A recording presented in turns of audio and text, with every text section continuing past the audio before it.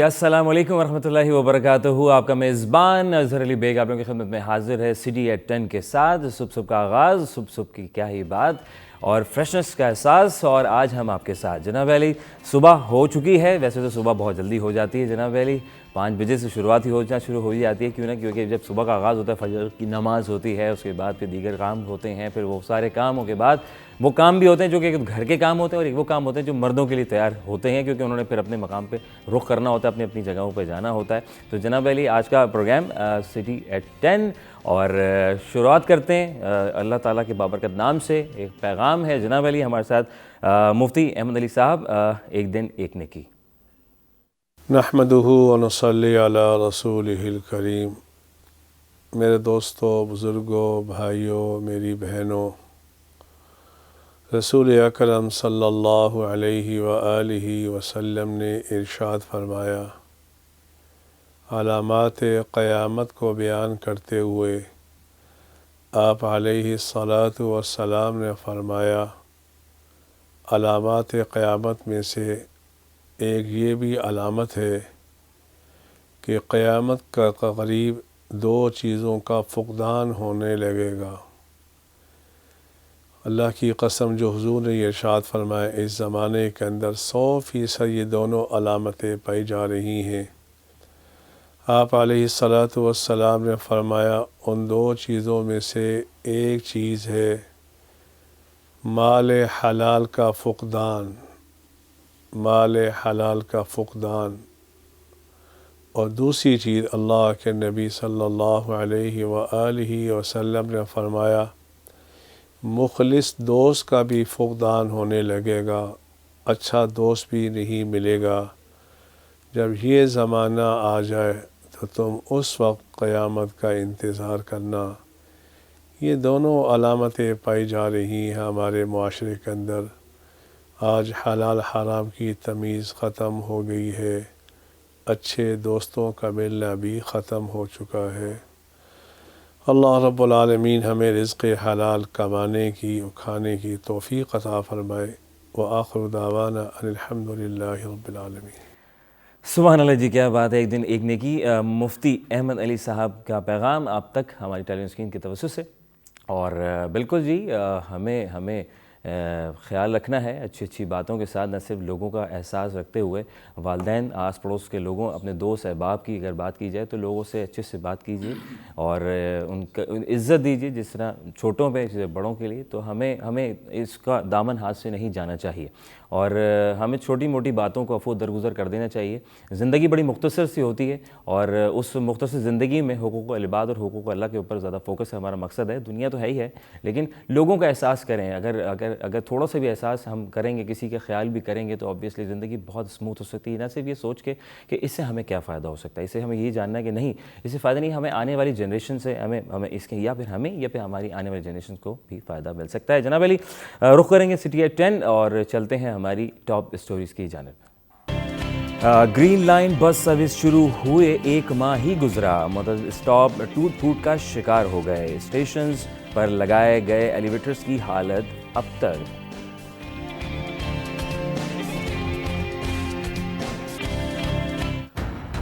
Expo vaccination centre में तनख्वाहें न मिलने पर मुलाजमीन का एहतजाज तीसरे रोज़ भी जारी। वैक्सीनेटर्स और डेटा एंट्री ऑपरेटर्स ने काम रोक दिया, कंप्यूटर्स के तार भी निकाल दिए।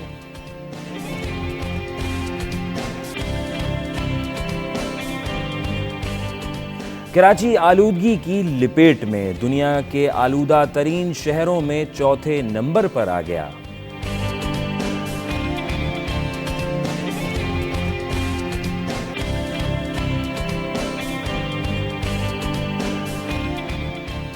और PSL 7 के लिए गाड़ियां कहां पार्क करेंगे, कोऑर्डिनेशन कमेटी ने पार्किंग के लिए मुख्तलिफ पॉइंट्स मुख्तसर कर दिए।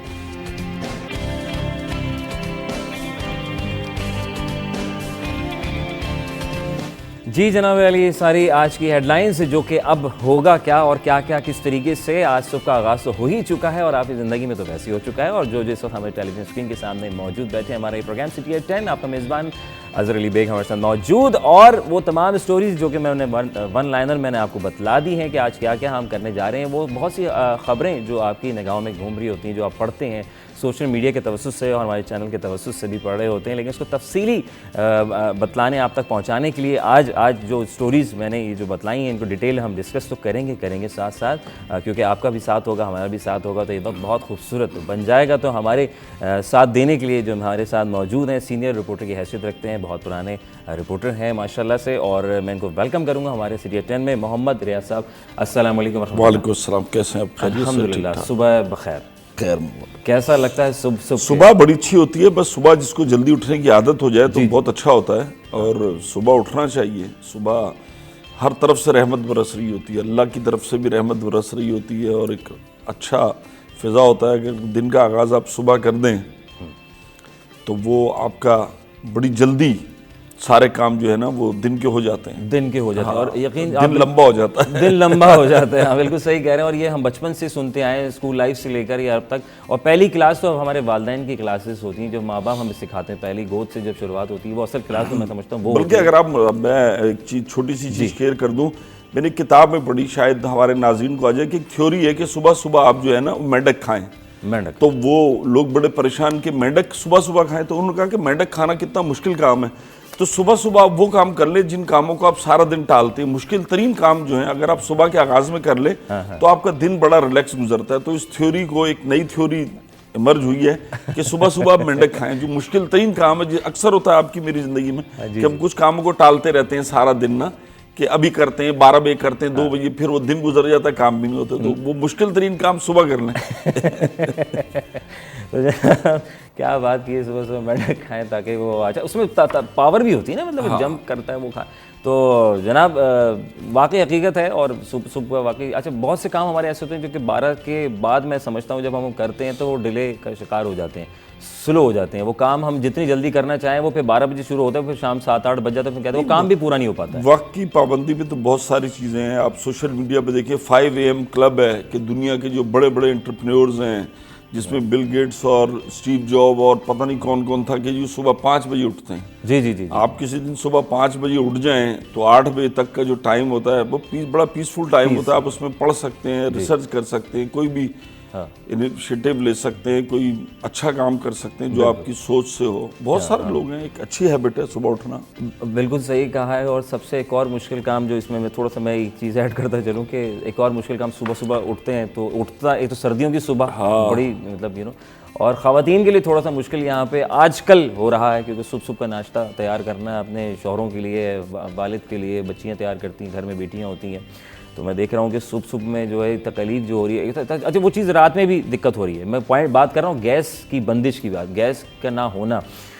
मैं बात करता हूँ, महंगाई हो चुकी है पसीने वाली, मतलब आवाम के लिए SSGC और हुकूमती गफलत ने माशी मुश्किलात में इजाफ़ा कर तो दिया है, लेकिन शहर में गैस बहरान ने शहरियों का सुख चैन छीन लिया है। बड़ा ही अजीब मामला है। मैं कहता हूँ शहर कायद में गैस का बहरान ख़त्म ना हो सका, और कोरंगी, लियारी, क़य्यूमाबाद, नॉर्थ नाज़िमाबाद, गार्डन और सोल्जर बाज़ार समेत और दीगर ऐसे इलाके अभी भी हैं जहाँ पे लोड शेडिंग भी हो रही है। बहुत लोग परेशान होते हैं, गैस चली जाती है रात में, और फिर सुबह इंतज़ार होता है। कुछ कहीं इलाकों में, कहीं घरों में सुबह आती है गैस, और कभी तो आती ही नहीं है। और शहरी कहते हैं कि गैस नहीं आती है, बिल ज़रूर आते हैं।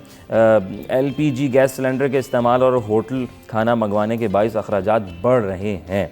हुकूमत और SSGC की जानिब से घरेलू सारिफीन को गैस की फराहमी जारी रखने के लिए मुख्तलिफ सेक्टर्स को गैस की बंदिश जारी है, ताहम शहरियों के मसाइल हल ना हो सके। जनाब क्या हो रहा है और क्या नहीं हो रहा है, ये बड़ा मुश्किल हो रहा है। क्या कहना चाहेंगे, ये क्यों हो रहा है? ये तो अब रूटीन हो गई है। मतलब पिछले 3-4 सालों से जो आपका अक्टूबर नवंबर से गैस जाती है, फिर वो फरवरी और मार्च में गैस आती है जी, तो वो तो अब आपने सुबह उठने का वो तो नाश्ता जो बाहर बिक रहा है उनकी चांदी है, उनकी चांदी। अच्छा, वहाँ गैस आ रही है, गैस आ रही है। और दूसरा अभी आपके उससे एक बात बताऊं कि मेरा अपना जाती बिल आया जो, अच्छा, तो वो कम से कम बिल, चूंकि गैस नहीं है तो कम से कम बिल 250 रुपये आता है। अच्छा, 1000 रुपये आया। अब मैंने जब कंप्लेन पे पूछा तो पता चला जी कोई PUG है।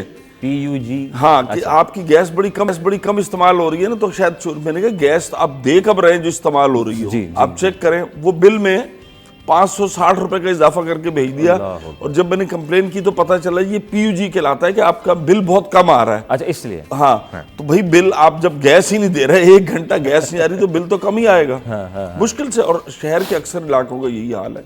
और अब अवाम भी जो है वो आदी हो गए एकदम से। अब जी फरवरी के बाद कहा जा रहा है फरवरी तक सीएनजी भी बंद है। सीएनजी बंद तो है। शहर वालों को बड़ी मुश्किलात हैं। बेसिक ज़रूरियात की चीज़ है, हुकूमत जो है वो करते करते 3.5 साल गुजार गए, लेकिन अभी तक आवाम को जो बेसिक ज़रूरियात ज़िंदगी की अशियाँ हैं वो नहीं मिल सकी, जिनमें अब गैस, सर्दियाँ हो, गैस हो।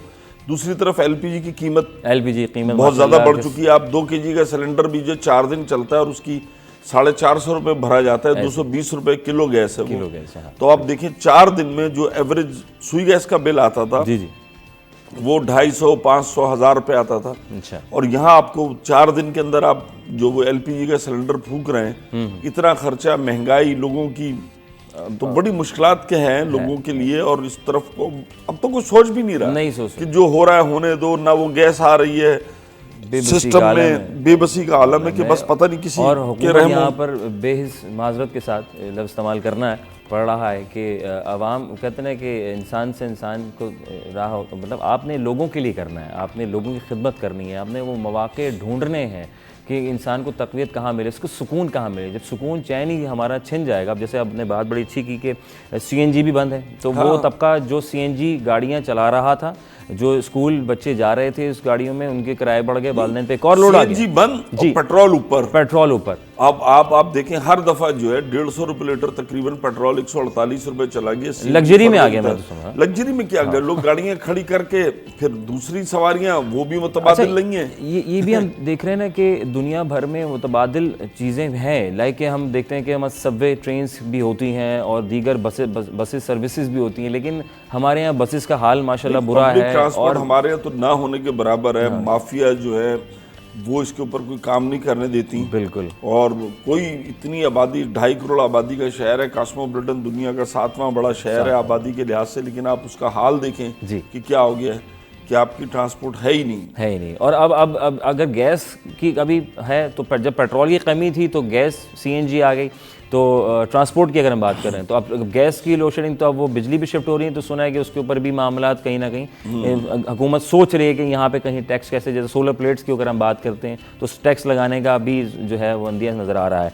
लेकिन यहाँ पे बड़ी तकलीफ दे बात ये होती है कि जो घर में बनाने वाली ख़वातीन रोटियाँ, जैसे भाई ने कहा बिल्कुल सही कि सुबह का, अब आप बताएं सुबह आपने नाश्ता किया नहीं किया, ये बताएं। जिन नाश्ता, बस वो नाश्ता क्या होता है कि आपको वो घर वाले कह रहे थे पराठा नहीं मिलेगा, गैस नहीं है, वो ठंडी डबल रोटी ला कर उसके ऊपर आपने जैम वैम लगाया रेडीमेड खाना करके। इंग्लिश खाना जैसे इंग्लिश, हाँ इंग्लिश नहीं, इंग्लिश भी खाना पेट तो भर देता है। ये हुकूमत ने तो कहीं का भी नहीं छोड़ा। अब रूटीन आदी हो गए, मतलब हम मजबूर हो गए ना। हम यहाँ शहर कायद के वासियों पर मुश्किलात इतनी पड़ती है कि हर चीज़ फिर वो आदी लगने लग जाती है कि आप या तो बाहर, फिर उसकी प्राइस जो रोटी 10-12 रुपए की मिलती थी अब वो शहर के अक्सर इलाकों में 20 रुपए की हो चुकी है, 25 रुपए की, 15 से 20 रुपए लेके रोटी हो चुकी। जो एक शीरमल जो 30 रुपए का मिलता था वो 50 रुपए का हो चुका है। हर आदमी एड ऑन कर देता है और उसके ऊपर फिर जो बोझ आके गिरता है वो कंज्यूमर सारिफ पे गिरता है। जो बेचारा खरीदने जा रहा होता है, जिसकी ना तनख्वाह बढ़ रही है, ना जिसकी इजाफी आमदनी है, ना जिसके पास पैसे हैं, वो पहले ही मसाइल में घिरा हुआ है। फिर वो गिरां फरोशी, महंगाई,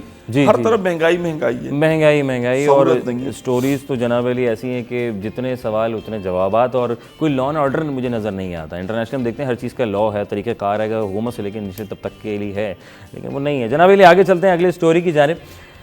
और लेकिन स्टोरी बड़ी ख़ास है और स्टोरी ये कि बसेस तो चल पड़ी हैं माशाल्लाह। एक बहुत बड़ा तोहफ़ा मिला है फेडरल गवर्नमेंट की जानिब से। और लेकिन क्या है वो ब्रेक के बाद बताएंगे ताकि आप तक वो खबर तरीके से पहुंच सके। छोटी सी ब्रेक, सिटी एट 10।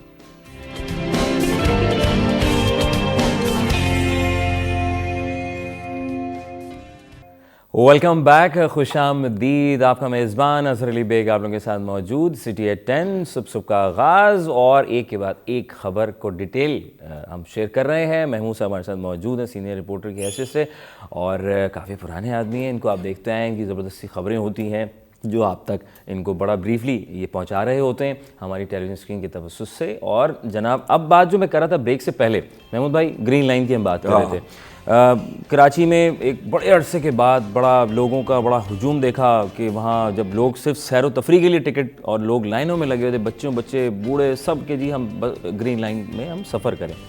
और बड़ा अच्छा मंसूबा है जी, और बड़ा बेताबी से इंतज़ार था कराची के। लाहौर में तो हम देख ही रहे थे मेट्रो और दीगर, और उसके बाद फिर कराची वाले कि भाई हमारे यहाँ कब चलेगी। लोग चीज़ें तो रिपेयर बनते तैयार होते हुए स्ट्रक्चर तो सारा देख रहे थे यकीनन बहुत। लेकिन यहाँ पे जो मैं लेकिन का लफ्ज़ एक छोड़ कर गया था महमूद भाई, जो हम देख रहे हैं कि मिन्नतों मुरादों तवील इंतज़ार के बाद ग्रीन लाइन मंसूबा हुआ शुरू। मंसूबा को 1 माह भी मुकम्मल नहीं हुआ कि इसके स्टॉप्स जगह जगह से टूट फूट का शिकार होने लगे। सुरजानी टाउन में अब्दुल्ला चौक स्टॉप के एलिवेटर्स भी अभी से ख़राब हो गए हैं और कुछ तो चल ही नहीं रहे हैं। और तकरीबन 8, मैं देख रहा था फोटो के 8 के करीब स्टेप्स तो उसमें से हैं ही नहीं, और वल्लाह आलम वो कहाँ गए। लोहे के स्क्रू तक भी मंशिया अफराद खोल कर ले गए। मुख्तलिफ स्टॉप पर दर्जनों गार्ड्स होने के बावजूद एलिवेटर्स की हिफाजत ना होने के बराबर है। बाज़ जगहों पर मंसूबे के आगाज़ से पहले ही एलिवेटर्स ख़राब हैं या फिर बंद नज़र आ रहे हैं। शहरियों का कहना है कि हुकूमत या तो मुकम्मल मंसूबे के बाद बस सर्विस का आगाज़ करती या फिर इनकी हिफाजत के लिए कोई इक़दाम किए जाते। ग्रीन लाइन बस सर्विस की सफाई और हिफाजत की शहरियों से तो बहरा अपील ही की जा सकती है, लेकिन ज़रूरत इस अमर की है कि वफाकी हुकूमत सारा इल्ज़ाम आवाम पर डालने के बजाय अमलाक की हिफाजत को यकीनी बनाए। तो ये भी एक है, आवाम तो ख्याल करे ही करे। तो महमूद भाई नहीं, यकीनी बनाए, आवाम तोड़े चीज़ें। मतलब ये तो वाहिद है कि आपको अपना चाहे विरसा हो, आपकी इमारत हो, कोई चीज़ हो, आप इस हिफाजत करना नहीं आते जी। मैंने खुद देखा कि एलिवेटर पे एक पब्लिक ट्रांसपोर्ट में वो रिक्शे वाला जा रहा और उसने पान गुटका इतनी बड़ी पीक एलिवेटर पे थूक दी। चीज़ तो आपकी अपनी है, आपकी अपनी, देर से बनी, शहर में बनी, हिफाजत तो आप करेंगे ना जी। बहुत सारी चीज़ें हम हुकूमत पे डाल तो देते हैं, आपके लिए एक चीज़ बनी है, आप उसको करें। अच्छा, फिर ये कि इतना तवील ये मनसूबा हो गया कि 3 दफ़ा तो इसका इफ्तिताह जो है हमारे वज़ीर आज़म साहब ने किया। और शुरू कब से हुआ था, ताख़ीर का शिकार हुआ, उसमें भी टूट फूट हुई। बिल्कुल। कुछ दिन पहले अब वीडियो आई सोशल मीडिया के ऊपर के बच्चों ने पथराव कर दिया। जब आपका मिनहसुल कौम मिजाज इस तरह का हो कि आप अपनी चीज़ों की हिफाजत नहीं कर सकते या आप कुछ नहीं कर सकते, तो वो बननी ही नहीं चाहिए। मतलब हम हर बात में हुकूमत को और इदारों को तो दोष देते हैं कि उन्होंने ये किया। अवाम का मिजाज कैसा है? Welcome back once again city at 10। आपका मेज़बान अज़हर अली बेग आपके साथ मौजूद है। और हम जो बात कर रहे थे ब्रेक से पहले, जैसे कि सवारी बहुत ज़रूरी है, कहीं भी जाना। कराची एक बहुत बड़ा शहर है जनाब, तो वहाँ ट्रांसपोर्ट की जहाँ बात आती है, तो जैसे मैंने बात की थी ग्रीन लाइन सर्विस। और महमूद भाई, ग्रीन लाइन सर्विस का आगाज़ बेताबी से था इंतज़ार आवाम को, और मैं देख रहा था सोशल मीडिया पे और हमारे टेलीविज़न स्क्रीन के ऊपर भी कि काफ़ी बड़ा हुजूम था। जो सिर्फ देखने के लिए लोग पहुँचे हुए थे कि भाई कैसी है ये ग्रीन बस, कैसे कहाँ से चलती है ये बस, कैसे टिकट ख़रीदा जाता है, वो सारे तरीक़ेकार बड़ा, क्योंकि इंटरनेशनली तौर पर उसको देखा जाए तो उसको उस तरीके से तरतीब दिया, बनाया गया। लेकिन जो मैंने क्यू छोड़ कर मैं गया था कि वहाँ हम जहाँ देखते हैं कि इतनी ज़बरदस्त ट्रैक बनाए गए और बड़े खूबसूरत स्टेशन बनाए गए और एक तरीक़ेकार गार्ड्स भी मौजूद हैं वहाँ पर। मैं कुछ चीज़ें आपसे शेयर करता चलूँ, फिर मैं आपसे कुछ राय भी लेना चाहूँगा कि इस बारे में, क्योंकि कराची की पुरानी बसें ट्रांसपोर्ट भी थी और अब का निज़ाम। तो मंसूबे को 1 माह भी मुकम्मल नहीं हुआ, इसके स्टॉप्स जगह जगह से टूट फूट का शिकार होने लगे। सुरजानी टाउन में अब्दुल्ला चौक स्टॉप के एलिवेटर्स भी अभी से ख़राब हो गए और बहुत से तो बंद पड़े हुए और तवज्जो का मरकज़ नहीं बने, बिकॉज ऑफ के 8 स्टेप्स हम यही भी देख रहे हैं कि तकरीबन 8 स्टेप्स जो है वो निकाल के लोहे के स्क्रू भी मंशियात पेशा अफराद खोल कर ले गए। मुख्तलिफ स्टॉप पर दर्जनों गार्ड्स होने के बावजूद एस्केलेटर्स की हिफाजत ना हो सकी। बाज़ जगह पर हम ये देख रहे हैं। तो मैं महमूद भाई अपना आप, मैं समझता हूँ यहाँ पे तो चले हम हुकूमत के ऊपर कि जी एक हुकूमत ने एक चीज़ दी बनाकर, ठीक है, जिस तरह हम अपने घर को संभालते हैं, मैं समझता हूँ जब तक हमारा अपना आप ठीक नहीं होगा तो क्या कहना चाहेंगे, यहाँ हम हुकूमत पे डालें, अपने आप पे डालें? मिजाज नहीं है आप घर में, आप मुझे बताएं, मैंने खुद देखा कि आप एक सांप पान की पीक थूक रहे हैं, आप अपने ड्राइंग रूम में थूकेंगे? कतई नहीं, कतई नहीं। कोई गरीब से गरीब, अमीर से अमीर आदमी हो, बड़ा हो, कभी ऐसा नहीं करेगा अपने सोफे पे बैठे और सामने कारपेट पे थूक दे। जी। लेकिन क्या है कि सड़क पर और ऐसे जगहों पर, और फायदेमंद चीज़ है। मैं खुद रश में स्टकअप हुआ गोली मार में देख रहा हूँ कि आगे बस पीछे और ऊपर से वो माशाल्लाह जा रही है, तो वो 10-15 मिनट में पहुंच जाएगी और लोगों को एक अच्छी सहूलत है। अब आप उसको जीने तोड़ें। अच्छा, गार्ड्स भी कुछ नज़र आ रहे हैं, लेकिन क्या है कि उनके ऊपर चेक एंड बैलेंस नहीं है कि वहां पर रखें। मंशियात जो इस फरोश तो नहीं कहेंगे आप उनको, जो इस्तेमाल करने वाले हैं, हाँ वही ऐसा नशेई जो लोग होते हैं वो तोड़ के ले जाते हैं, बेचते हैं। सर्वेलेंस होना चाहिए, सीसीटीवी कैमरे हों, वो भी टूट फूट का शिकार। अच्छा, इतना पुराना मंसूबा हो गया अभी से। चीजें तो आपने लगा दी ना, ये एलिवेटर अब से थोड़ी लगे हुए, एलिवेटर तो बहुत पहले से नस्ब किए, उसके बाद वो मंसूबे का इफ्तिताह ही नहीं हो रहा था जी। बसें आएंगी, 81 आएंगी, 300 आएंगी। तो जल्दबाजी में जब आपने मंसूबे का इफ्तिताह किया तो चीजें तो पहले ही तो टूट फूट का शिकार हो गई थी कि जब जिनकी मेंटेनेंस नहीं हो रही थी, जो चल नहीं रही थी।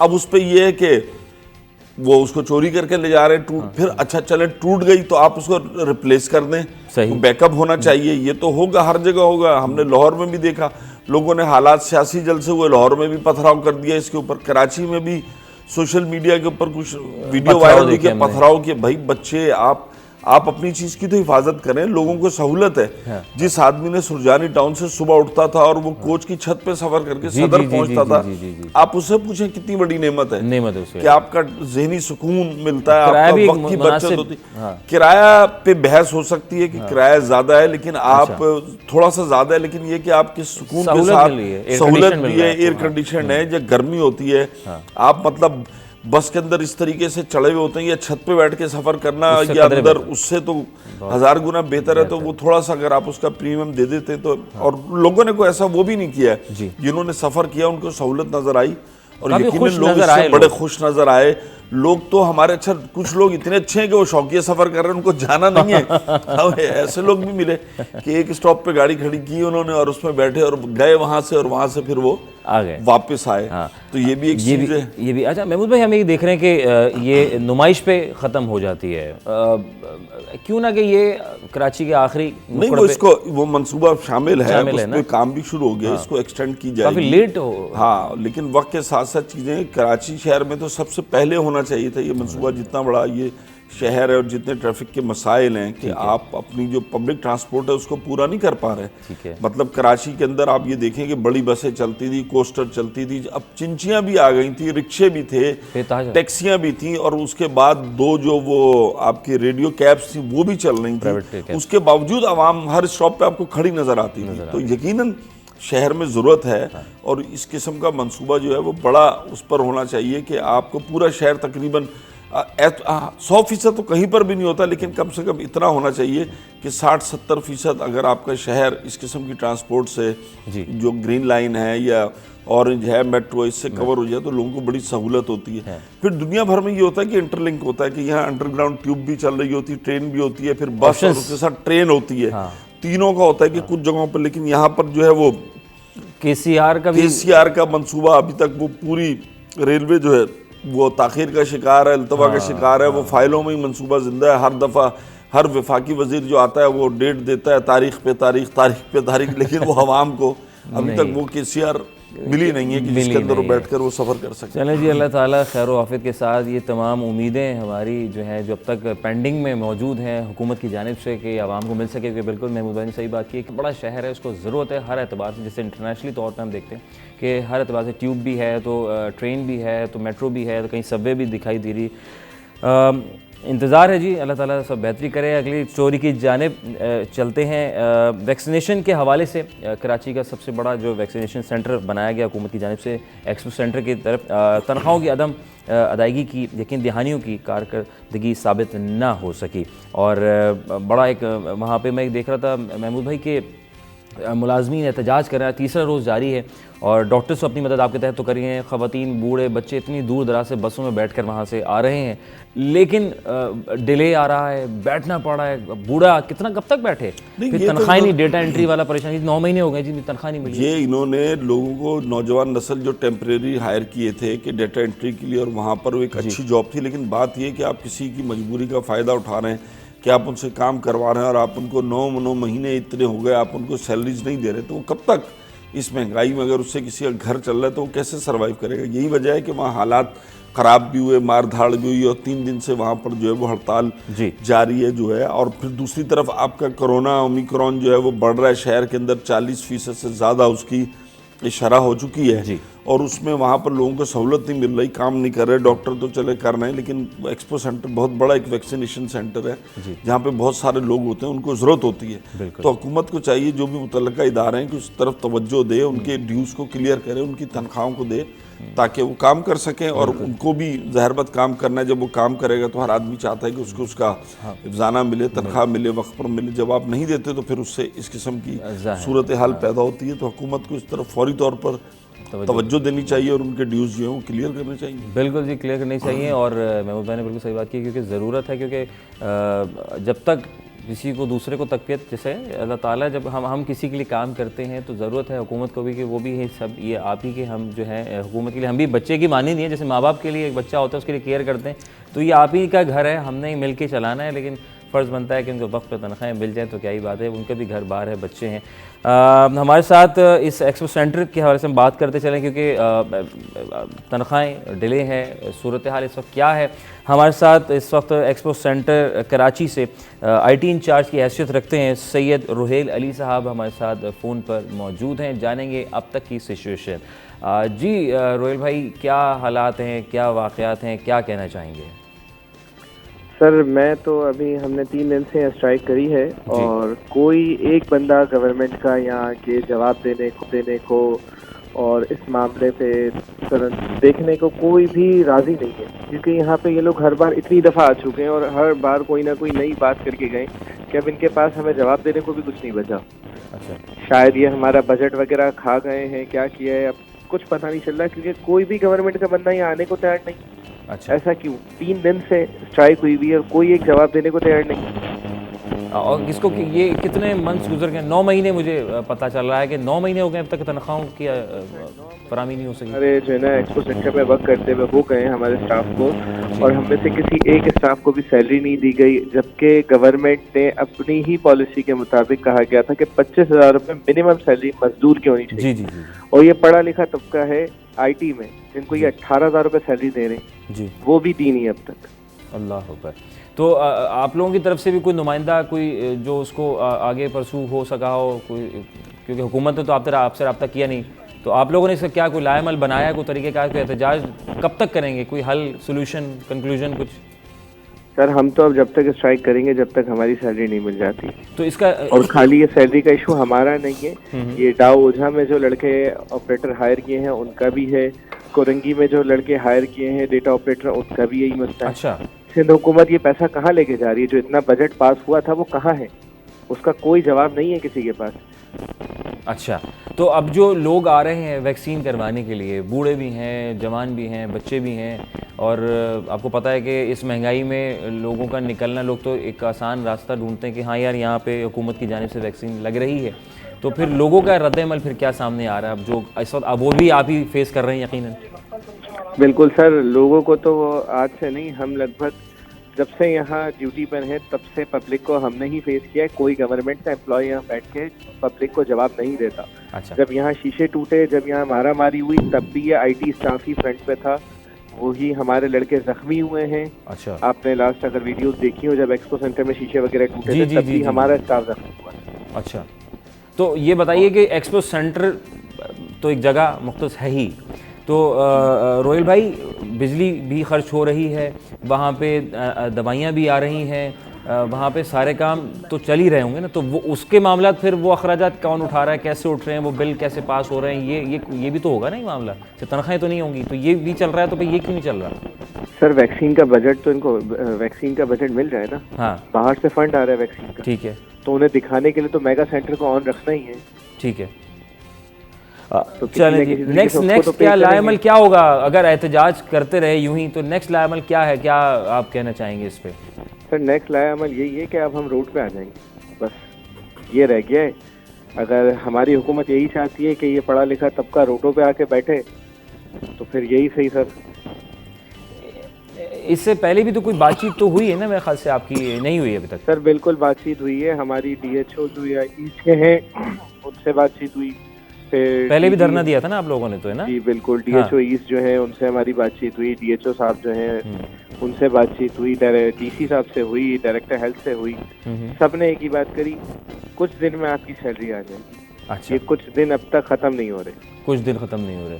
तो अब उसके बाद आपने जब दोबारा रब्ता किया तो फिर दोबारा रिस्पांस कुछ दोबारा नहीं मिल पा रहा है? सर लिंक अभी भी नहीं हो 3 पा दिन रहा से कोई रिस्पांस नहीं आ रहा। मैंने डीसी साहब को भी मैसेज किए हुए हैं, मैंने डीसी साहब को भी किए, डायरेक्टर को, बट किसी का कोई रिस्पांस नहीं आ रहा। डीएचओ साहब यहाँ पे, पुलिस, कल हमें पे लाठीचार्ज की बाकायदा धमकी दी गई, हमें एफआईआर काटने की। अच्छा, धमकी भी दी जा रही है आपको साथ में? जी, कल तो पुलिस वाले से हमारी बाकायदा तल्ख कलामी हुई है। उसने हमें धमकी दी कि मैं एफआईआर काट दूंगा, तुम लोग को अंदर कर देंगे, बिना किसी केस में किसी भी दफा पे लगा देंगे। अल्लाह।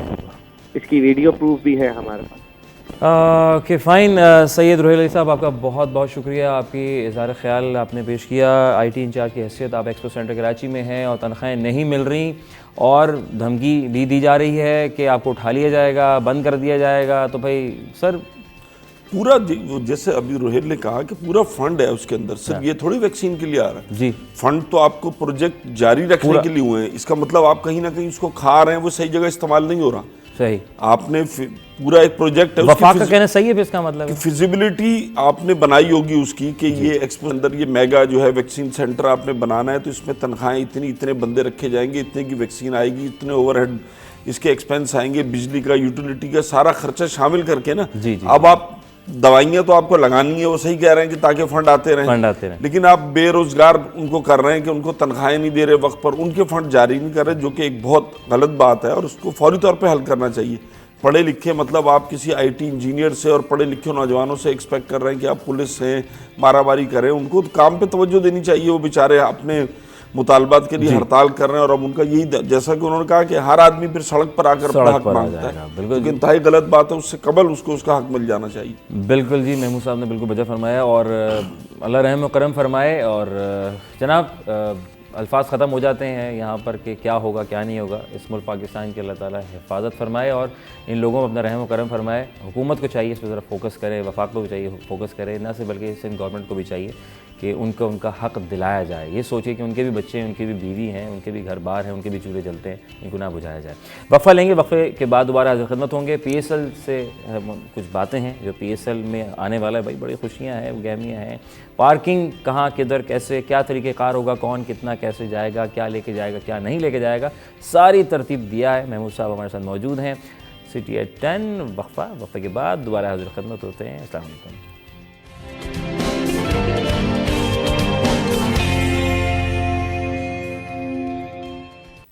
Welcome back once again. आपका मेज़बान अज़हर अली बेग आप लोगों के साथ मौजूद है और City at 10 सुबह का आगाज़, सुबह की तमाम वो खबरें जो हमने आपसे अब तक शेयर की। और ब्रेक से जाने से पहले मैं PSL की बात कर रहा था कि गली गली मोहल्ले मोहल्ले में है शोर और लोगों को है बेताबी से इंतज़ार। गाना भी रिलीज़ हो चुका है और धूम भी मच चुकी है, क्योंकि गाना ही क्या है, गाना है। बहुत से लोग इस पर तनकीद भी कर रहे हैं, कुछ तारीफ़ भी कर रहे हैं।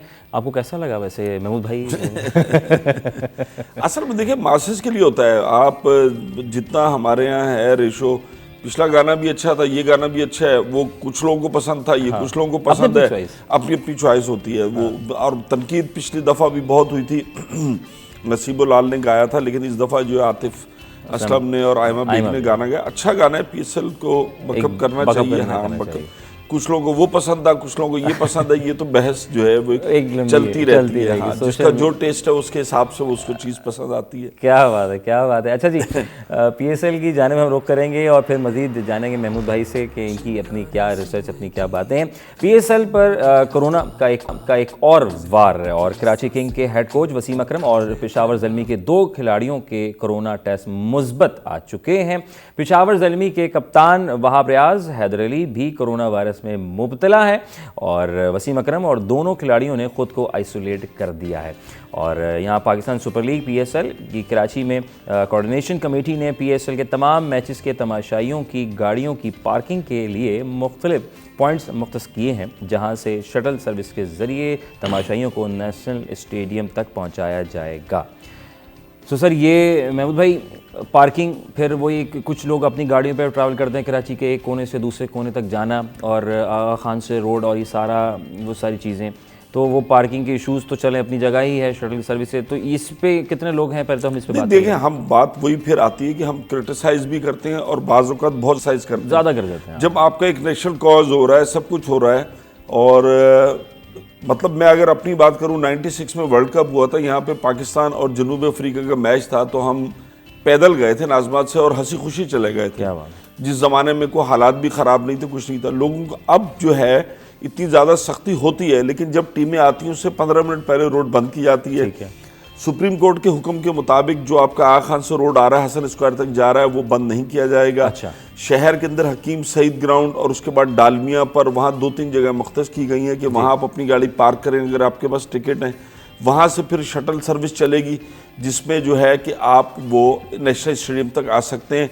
आपका जो कार्ड है, जो आपको टिकट मिला उसके ऊपर गेट नंबर लिखा हुआ है। तो यकीनन परेशानी, कुछ ऑफिशियल पार्किंग है, मीडिया को दी गई है पार्किंग, या दीगर जो लोग हैं उनको उससे national coaching centre national stadium से मुतसिल है वहाँ पार्किंग दी गई है। वहाँ से पाकिस्तान क्रिकेट बोर्ड शटल चलाता है कि आप नेशनल स्टेडियम तक पहुँच सकते हैं। बाकी जगहों से भी शटल चल रही होती है कि आप गुलशन इकबाल में अगर हकीम सईद ग्राउंड है या आपका डालमिया पे ऊपर है वहाँ पर आप गुलिस्तान जौहर पर जो है वहाँ पार्किंग है, फुटबॉल ग्राउंड है, वहाँ आप गाड़ी पार्क करें और उसके बाद आ सकते हैं आप। वेरी गुड हो गया। तो ये तमाम चीज़ें शॉर्ट टाइम बड़ा शॉर्ट है। महमूद भाई ने काफ़ी चीज़ें जल्दी जल्दी बतला दी हैं। और टिकट्स वैसे तो बहुत से लोग बाय कर रहे हैं, लेकिन इसमें NMP right Muller and Phipps है, वहाँ से आप फिजिकल ले सकते हैं जाके, जो कोरियर कंपनी है। बाकी आप bookme.pk से भी ले सकते हैं। हाँ, bookme.pk से जाके ऑनलाइन आप टिकट परचेज कर सकते हैं। नादरा का शनाख्ती कार्ड होना ज़रूरी है, वैक्सीनेशन कार्ड, जब ग्राउंड में जाए मास्क लगा हुआ हो, और ये तमाम चीज़ें बस। ज़बरदस्त जी, तमाम बातें आपने शेयर की महमूद भाई, आपका बहुत बहुत शुक्रिया। Thank you so much of you. तमाम बातें शेयर हो गई। यहाँ लेंगे वक्फे के बाद दोबारा हाजिर खिदमत होते हैं सिटी एट 10।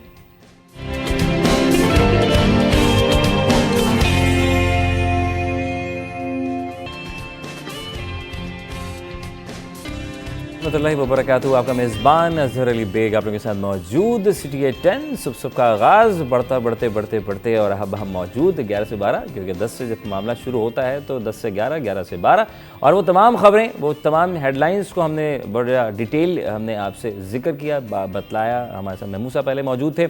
अब जो शख्सियत मौजूद है किसी तारीफ का मोहताज नहीं है जनाब अली। बताता चलूँ कि 10-12 साल के ना सिर्फ इनको एक्सपीरियंस, ये एनालिस्ट की हैसियत रखते हैं, कालम निगार की हैसियत रखते हैं, ना सिर्फ अखबारात में बड़े कॉलम भी लिखते आए हैं। माइशत पे बड़ा इनको अबूर हासिल है, फाइनेंशियल ऑब्वियसली। और इस हवाले से हमारे साथ ज्वाइन करें जनाब अली नदीम मौलवी साहब। अस्सलाम वालेकुम रहमतुल्लाह। वालेकुम अस्सलाम जी। कैसे हैं आप? खैरियत से? अल्लाह का शुक्र है जी। आपका इंट्रो माशाल्लाह ऐसे पुरजोश तरीके से था कि मुझे भी जोश आ गया। क्या बात है, क्या बात है। इसी जोश को हमने बरकरार रखते हुए जो है आपकी राय हमने लेनी है और बताना है। नाज़रीन, हम बताते चलें कि इस मौजूदा गवर्नमेंट के पेश नज़र जहाँ हम बात करते हैं, गवर्नमेंट की बात आती है तो आवाम दूसरी निगाहों से और एक पॉजिटिव सोच भी एक रखती है, एक नेगेटिव सोच भी रख रही होती है, और हर इंसान का बोलने का हक़ भी रखती है और सोचना भी। तो लेकिन डिपेंड करता है कि वो किस अंदाज़ में, किस तरीके से उसको सोच कर लेके आगे चल रही है, क्योंकि इसका सारा सोच हम सब मिलकर एक बन के, एक आवाज़ बनकर जब बनते हैं तो उभरता है पाकिस्तान। तो जनाब अली, अगर हम बात करते हैं तो करप्शन के हवाले से एक बेड़ा उठाया था PTI गवर्नमेंट ने।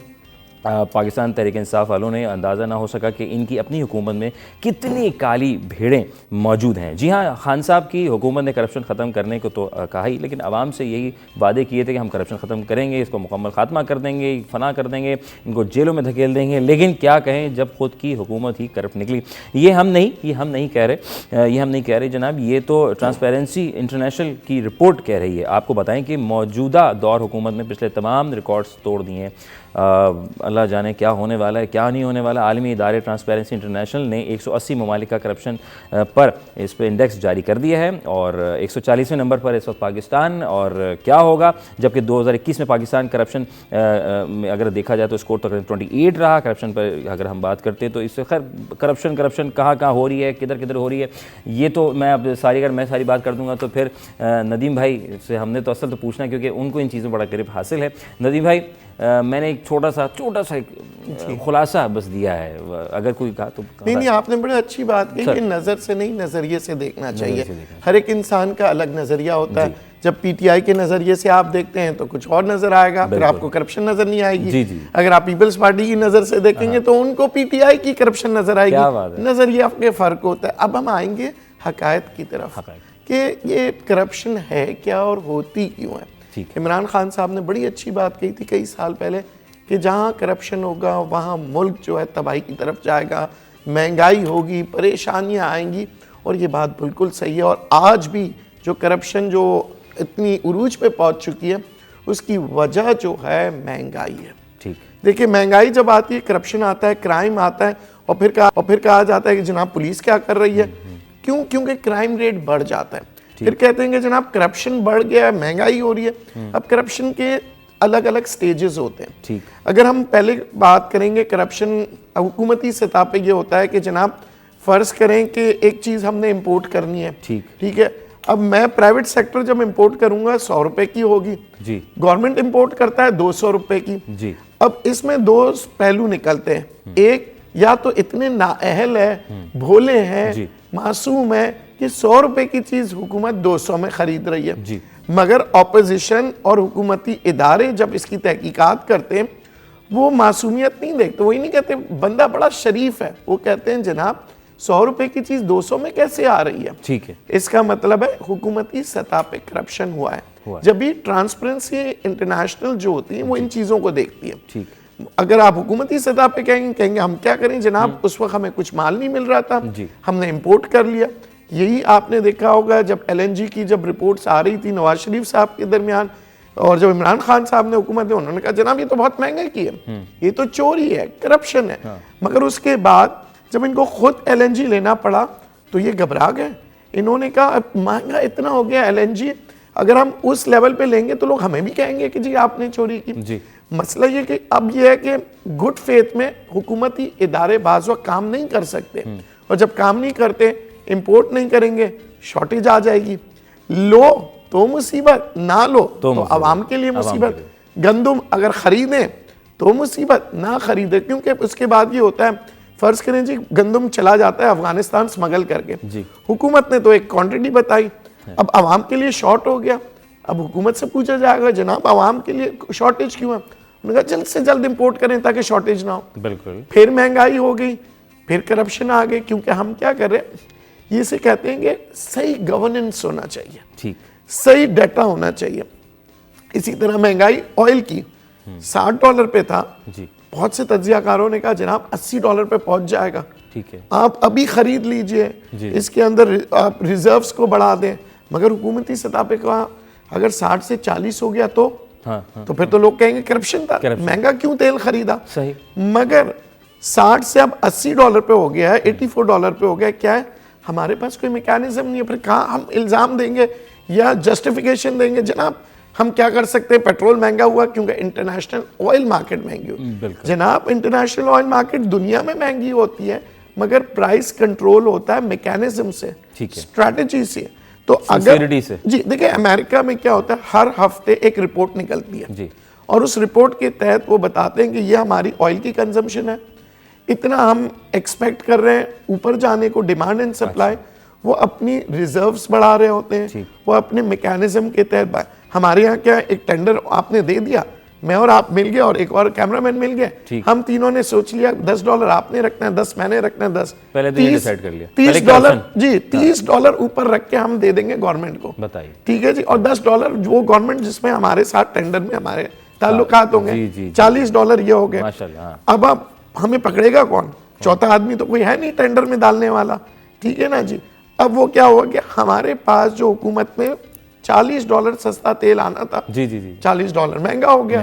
कहा ये जाते हैं जनाब हम क्या करें, हमने तो टेंडर दिया था, ये तो बिल्कुल लीगल है। मगर देखें बात यही है, मुल्क की सतह पे अगर सोचना है, आवाम के लिए सोचना है, तो हमारी सोच को बड़ा करना होगा।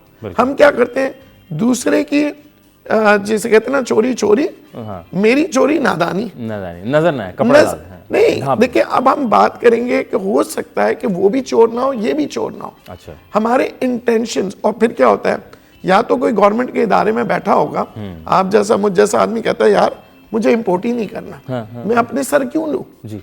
फिर क्या होता है, क्राइसिस पैदा होता है।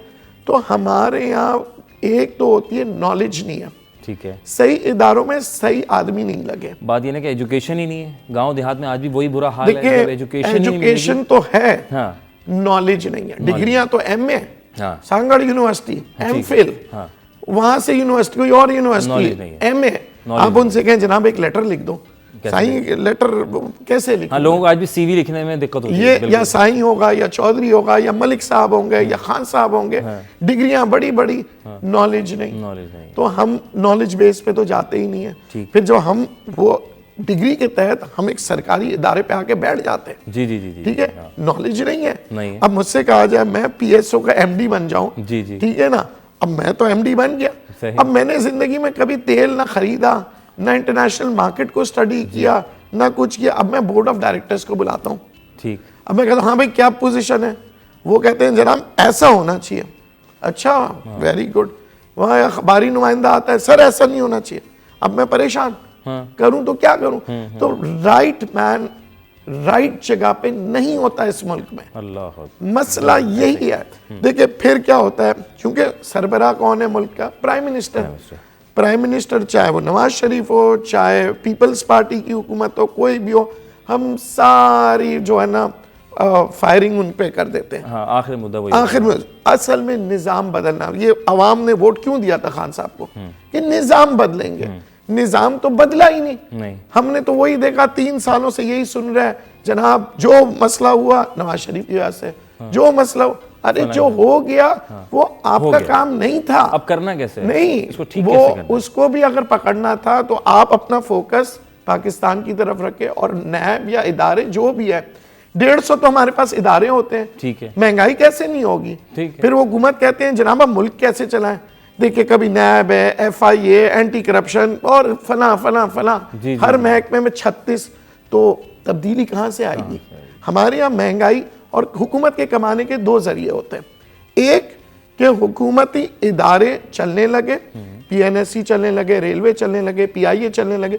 हुकूमती इदारे जब चलेंगे तो उसके पैसों से हुकूमत चलती है। पिलर्स है ना ये तो बेसिकली। ठीक है। हमारे यहाँ हुकूमती इदारों को बेच दो, जी, प्राइवेट चल कर नहीं दें, रहे, प्राइवेट कर नुकसान हो रहा है। हाँ। सियासी भर्तियां कर दो, जी, तो उससे तो हम कमाते नहीं है। जी। अब रहा सवाल हुकूमत कमाए तो किससे कमाए? किससे कमाए? हुकूमत कमाती है, अवाम के जेब में हाथ डाल के उससे पैसे ले लो, हर चीज पे टैक्स लगा दो। ठीक। जनाब जब जितने टैक्स बढ़ाते जाएंगे क्या होगा? अवाम पिस रही होगी, हुकूमत कहेगी हम मजबूर है। तो ये मजबूरी खत्म करने के लिए आप गवर्नमेंट इदारे बनने चाहिए। यहाँ गवर्नमेंट इदारों को जो भी हुकूमत आती है प्राइवेटाइजेशन कर दे। क्यों भाई, आपसे अगर इदारे नहीं चलते तो आप हुकूमत कैसे कर रहे हैं? मुल्क कैसे चलाएंगे? क्यों आया आप सीट पे, क्यों बैठे? अच्छा, हाँ, सही बात। चले हुकूमती इदारे खत्म कर देंगे तो फिर प्राइवेट माफिया, वो अलग। आज आपके पास ट्रांसपोर्ट नहीं है, प्राइवेट माफिया जो है ना 4 घंटे के अंदर पूरा शहर बंद कर देती है। कहती है जनाब हम नहीं बसें चलाएंगे, आपके पास कुछ है? देखिए निजाम को बदलना पड़ेगा। गवर्नमेंट की बसें होंगे तो प्राइवेट ट्रांसपोर्टर आपको ब्लैकमेल नहीं कर सकता। हुकूमती सतह पे अगर स्टील मिल चलती तो प्राइवेट स्टील मिल वाले जो है अपनी कीमतें बढ़ा नहीं सकते। सीमेंट फैक्ट्री 20 या 22 सीमेंट फैक्ट्री है पाकिस्तान में। वो 22 आदमी मिलकर कार्टेल बना के रेट बनाते हैं। क्यों? क्योंकि हुकूमत के पास कोई सीमेंट फैक्ट्री नहीं है।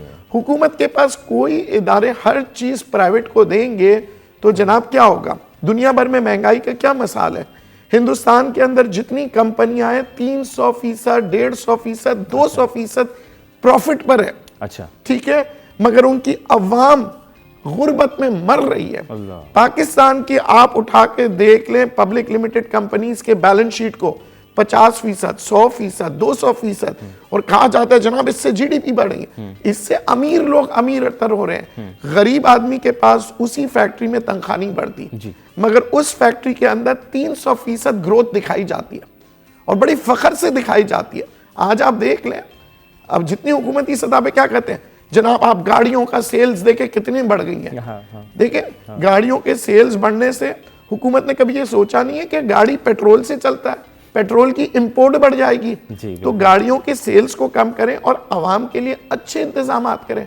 हमारे प्राइम मिनिस्टर जितने भी जाए लंदन में, मैंने देखा बसों में, ट्रेनों में फोटो खिंचा रहे हैं, सेल्फियां ले रहे हैं। आइए पाकिस्तान की बस में भी बैठ के जरा सेल्फी तो खिंचवाइए। जी। हम तो प्राइम मिनिस्टर तो दूर की बात है, मैं नहीं बैठ सकता। सच बात बताऊं, मैं अगर सूट पहन के जाऊंगा तो मेरा सूट फटा हुआ होगा, या इस हालत में मैं बस से नहीं आऊंगा। नहीं आएंगे आप। तो हमारे यहाँ निजाम को नहीं बदलना है। हम सोचते हैं गाड़ियों की ज्यादा सेल्स हो रही है, मुल्क तरक्की कर रहा है। मुल्क तरक्की नहीं कर रहा, हम अय्याशी के लिए मोटरसाइकिलें नहीं खरीद रहे हैं। जो आप कहते हैं ना मोटरसाइकिलों की सेल्स को देखें, मजबूरन खरीद रहे हैं। और ये जब पेट्रोल, मोटरसाइकिल में पेट्रोल डलता है, तेल डलता है, सब कुछ डलता है, इससे इंपोर्ट बिल बढ़ रहा है आपका। ऑब्वियसली। तो ये सब चीजें आपको पता है, 50 साल हो गए हम अभी तक खाने पीने की जो तेल है उसकी जो सीड्स होते हैं वो इंपोर्ट करते हैं। बताइए। कोई ये नहीं कह रहे कि जनाब हम पाम ऑयल की, सोयाबीन, ये सारी चीजें हम इंपोर्ट करते, क्यों ना हम चीजों को बेहतर कर अपने मुल्क में पौधे लगाएं। बिल्कुल। हम 1 बिलियन हम खुद से कुछ करना नहीं चाह रहे ना, बात ये है। हम कहते हैं तुम आगे खुद संभाल लो। जैसे आपने प्राइवेटाइज की बात की कि लोग कहते हैं जी, मुझे याद है पीटीसीएल की बात करें या के इलेक्ट्रिक की बात करें, जब प्राइवेटाइज का वक्त आ रहा था तो पाकिस्तान में ऐसे सच्चे लोग मौजूद थे। हकीम सईद की अगर हम बात करें, कितने लोग थे, आपने उनको रास्ते से हटा दिया। आपने कहा नहीं हम खुद कुछ नहीं करना चाहते, हम इसके आप ये आप सही कह रहे हैं, बिल्कुल सही कह रहे हैं। इसकी वजह से हम आने वाली जनरेशन के ऊपर कितना बड़ा इंपैक्ट पड़ने जा रहा है ये हम नहीं सोच रहे। देखिए हम आज चाइनीज हमें कहता है यार तुम कितने अमीर मुल्क है आपका कि एक बंदा एक गाड़ी में बैठ कर जा रहा है, यार कितनी बड़ी बात है यार, कितने अमीर मुल्क में हम रहते हैं। बेसिकली सर वो तंज था, आप बिल्कुल सही फरमा रहे हैं। सर एमपी एमएनए जितनी लैंड क्रूजरों में जा रहे हैं, हमारा आपका पैसा 4 करोड़ से शुरू होता है, 8 करोड़ तक के वो होते हैं लैंड क्रूजर्स। बताइए। अब आप बताएं कि जितने एमपीए मैंने आज तक किसी एमपीए को सुजुकी ऑल्टो में नहीं देखा। नहीं, अगर आपने देखा हो तो मुझे बताइए, मेरे नॉलेज में आ जाएगा। जी, नहीं, कभी नहीं। जो हमारे सहाबा ने जिंदगी सादगी से गुजारी। लेकिन जो आदमी 8 करोड़ की गाड़ी में आ रहा है, हेलीकॉप्टरें यूज कर रहा है, जेट यूज कर रहा है, उसको पता होगा कि जनाब 80 रुपए से 180 रुपए अंडा हो गया। उसको क्या पता, उसे नहीं पता होगा।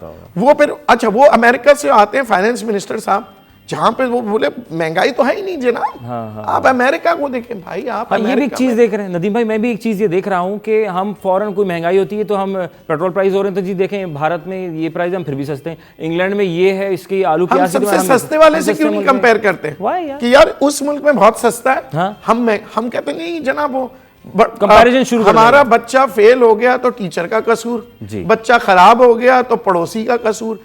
अरे हम अपने घर में अपने आप को क्यों नहीं देखते? क्या हम कब बदलेंगे? हमने किस लिए वोटें दी? हम तो कचरा निकाल के अपने घर की दहलीज पे फेंक देते हैं। जनाब देखें, हम हर वक्त हमने ये अवाम बड़ी भोली है बेचारी, हर वक्त किसी उम्मीद के साथ तब्दीली आएगी। अगर गाने बजाने से, अताउल्लाह के गाने से तब्दीली आती तो अमेरिका भी अताउल्लाह को बुलाता और बोलता आ जाओ भाई, एक इकोनॉमिस्ट बनने की जरूरत नहीं है, पढ़ने की जरूरत नहीं है, गाना लगाओ या 2-4 गाने मशहूर बहुत से हैं। कंटेनर पे चढ़ के तो बड़े वादे रिश्ते नापे, बड़े लोगों को उम्मीदें दिलाई, और यकीन जानिए हमने भी कि हमने भाई वाकई तब्दीली नज़र आ रही, भाई न्यूट्रल बंदा है और सब चीज़ें हैं, लेकिन निचले जो तबका जो हम देख रहे हैं, जो इनको काबीना बकिया मिली, जो मैं देख रहा हूँ वो उनको वही पुराना वही यार कि बिल्डिंग तो बना दी लीपा पोती करके, सफाई करके, लेकिन अंदर मामला स्ट्रक्चर तो वही पुराना है। भाई वही बात है कि शहद की बोतल के अंदर शराब और शराब की बोतल के अंदर शहद। क्या बात। अब बात ये होता है, और फिर उसके बाद बदनाम करने नजरिए से, मैं मेरे नजरिए में वो शहद था, आपके नजरिए में शराब था, कौन इसका फैसला करेगा? बात ये है कि नजर आने वाली चीज हमेशा सच नहीं होती, ठीक है, आपको उसकी तहकीकात करनी पड़ेगी। देखिए बहुत से अच्छे निज़ाम हुए हैं, ठीक है, जब आपको याद होगा जब ये हाईवेज बन रहे थे, मोटरवेज बन रहे थे, लोग तनकीद कर रहे थे कि यार ये क्या कर रहे हैं, जब वो उनकी गवर्नमेंट थी, ठीक है। आज वही मोटरवे, वही रिंग रोड, वही तारीफें हो रही हैं, ठीक है। वो कहा जा रहा है कि जनाब अब वो बस सिस्टम, ग्रीन लाइन, ये वो बहुत अच्छा हो गया। अच्छा भी होता है इस मुल्क में, ये नहीं अच्छा नहीं होता, लेकिन हमारे जिनके लिए होता है वो भी उनको चाहिए, आवाम का साथ तो दे, कम साथ तो दे। देखिए आज जो है थर पारकर, जब कल कहते थे जी बिल्कुल खत्म हो गया, आज वही पीपल्स पार्टी ने थर को एक नई दुनिया बना दी है। अच्छा। वहां डेवलपमेंट्स हो गया, एंग्रो कॉर्पोरेशन प्राइवेट के साथ मिलके अब वो चीजें होंगी। एक जमाने में कहते थे जनाब हॉस्पिटलें खराब है, वही पीपल्स पार्टी ने जो दिल का हॉस्पिटल बनाया NVICD, और जो मुख्तलिफ सिंध की जगहों पे हॉस्पिटल बना रहे हैं, अच्छे भी हैं। हमारे सियासतदान ये नहीं कहूंगा कि बुरे हैं, पीपल्स पार्टी भी अच्छी है, PTI भी अच्छी है, तमाम इदारे, मगर क्या है कि हम अपनी फोकस जो है ना अवाम से ज्यादा हम अपनी सियासी वजूहात की वजह से पॉलिसीज के अंदर पॉलिटिकल बना। हमारा इकोनॉमी क्या है, इकोनॉमिक क्या है, पॉलिटिकल इकोनॉमिस्ट जी। हमारी इकोनॉमी बनती कैसी है, पॉलिटिकली बनती है। बिल्कुल सही। आपका बजट कैसा बनता है, पॉलिटिकली बनता है। फिर कहा जाता है कि जनाब डेमोक्रेसी खत्म कर दे। अरे भाई डेमोक्रेसी ही तो आपको कामयाबी पे ले जाएगी। आप अगर सारे टेक्नोक्रेट्स, ब्यूरोक्रेट्स या प्रेसिडेंशियल में चले जाएंगे, इनको नहीं पता, जिसने सारी उम्र सरकारी पैसे से बैठ के आराम से खाया, उसको आपका मेरा दर्द नहीं पता। मैं और आप नीचे से ऊपर आ रहे हैं जी, हम हर स्टेज से लेते हुए आ रहे हैं, हमें पता है। आप इस एंकर बने, आपको पता है किस मेहनत से आप एंकर बने। यहाँ देखने वाले समझते यार बड़ा आसान काम है, आसान काम है। हाँ। इनको ये नहीं पता कि एंकर बनना दुनिया का मुश्किल तरीन काम है। जैसे 8 करोड़ की गाड़ी में बैठ गया वो, जी उसको नहीं पता। हाँ, देखिए, आपको क्या? सेल्फ सेंसरशिप का पता होना चाहिए, आपको नॉलेज पता होना चाहिए। जिस तरह से आपने इंट्रो कराया, लोगों को एक जोश दिलाया, जी। तो वो ये आपकी हम पोटेंशियल्स देख रहे होते हैं। हाँ। अब यही है कि आप खबरें पढ़ें जिन जनाब से हमारे को आपको नहीं अच्छा लगेगा। हाँ। तो हर आदमी का एक प्रोफेशन होता है। मैं कह के थक गया हूं, अखबारों में लिखता हूं कि जनाब अपना नजरिया तब्दील करें, सोच को बदलें, सोच को बदलिए। इकोनॉमिस्ट, हमारे यहाँ सोच क्या है? मैंने अमेरिका से इकोनॉमिस्ट बुलाया, हमने वर्ल्ड बैंक के लोगों को गवर्नर रख दिया, जी, हमने वहां से इंपोर्टेड लोग। अरे भाई, लोकल बच्चे क्या करेंगे? हाँ, उनको तो अलिफ नहीं पता जो इंटरनेशनल तरीके क्या का मेरा चल रहा है। Local Pakistani economist, banker governor नहीं बन सकता?